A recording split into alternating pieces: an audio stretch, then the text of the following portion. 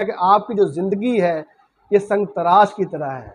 संग तराश जो होता है वो आपकी ज़िंदगी को, आपकी वैल्यू को बढ़ाना चाह रहा होता है। ये जो दुख, मुसीबतें, तकलीफ़ें, रंजिशें, परेशानियाँ आपकी ज़िंदगी में आती हैं, ये संग तराश के औज़ारों की तरह होती हैं, जो आपको तकलीफ़ देकर, जो आपको परेशानी देकर, जो आपको दर्द देकर ये समझाती है कि बर्दाश्त करो, दर्द को सहो। जब आप दर्द को बर्दाश्त करोगे, जब आप सहोगे, तो आपकी कीमत बढ़ेगी, आपकी वैल्यू बढ़ेगी, आपकी ज़िंदगी को ये संगतराश शाहकार बनाना चाह रहा होता है। और जो लोग इन दर्द को, इन तकलीफ़ों को बर्दाश्त करते हैं, उनकी कीमत बढ़ जाती है, वो आगे निकल जाते हैं।